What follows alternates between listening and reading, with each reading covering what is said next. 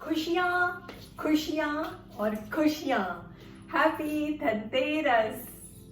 नमस्ते and welcome to the vlog on 50 plus. Yes, so festival का माहौल है, चारों तरफ खुशियां है। यस, कोविड है, यस पोल्यूशन है दिल्ली में, लेकिन माहौल तो फेस्टिवल का है ना। और जो सबसे बड़ा फेस्टिवल अब आ रहा है नेक्स्ट, वो है धनतेरस।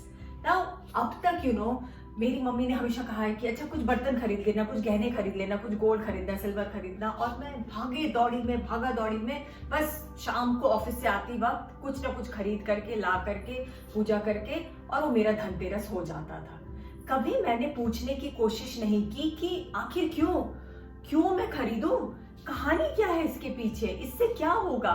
बस मैं अंधाधुन करती रही।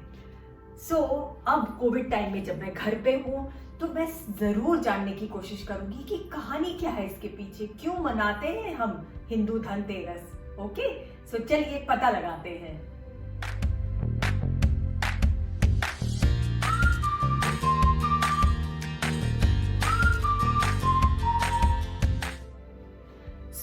वेदों और पुराणों में ये कथा प्रचलित है कि जब समुद्र मंथन हुआ देवताओं और असुरों के बीच में, तो उसमें से अवतरित हुए देवता Dhanvantari.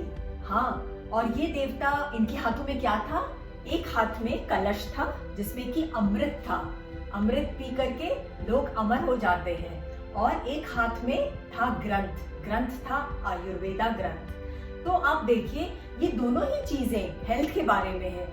And we know that 50 plus के लिए specially health is wealth.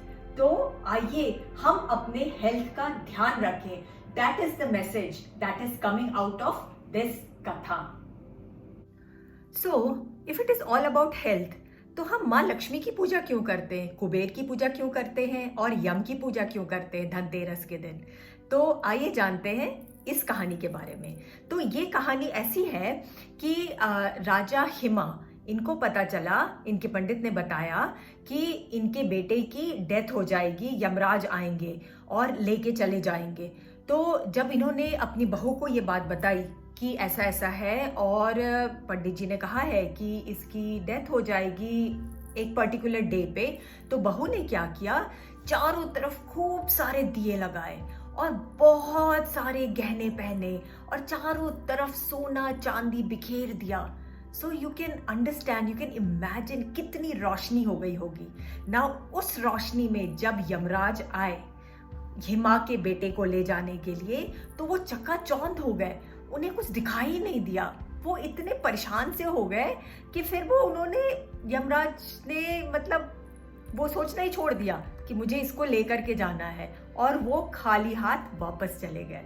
So you see कितना ऑस्पिशियस डे था वो, कि जिस दिन उसकी मृत्यु होने वाली थी, उस दिन because of all that gold and silver and all that दिया, यमराज वहां से चले गए और उस बच्चे की मृत्यु नहीं हुई।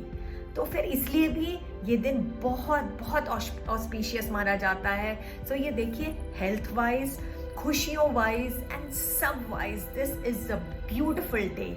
सो आप भी जाइए, कुछ ना कुछ जरूर खरीदिए। एंड यस, सोना इज एन इन्वेस्टमेंट, चांदी is an investment, but I think, मुझे ऐसा लगता है कि हमारा जितना पॉकेट अलाउ करता है और जो भी चीज़ हम बहुत खुशी खुशी खरीद सकते हैं और खुशी खुशी अपने घर में ला करके उसकी पूजा कर सकते हैं, माता लक्ष्मी और धनवंती और कुबेर और यमराज, इन सब की पूजा बहुत खुशी खुशी कर सकते हैं, दिए जला करके कर सकते हैं। तो सोचिए कितनी खुशियाँ आएंगी हमारे घर में, कैसे हम खुशी को आने से रोक सकते हैं अपने घर में, isn't it?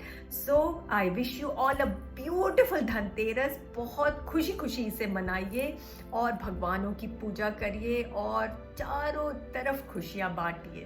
ओके?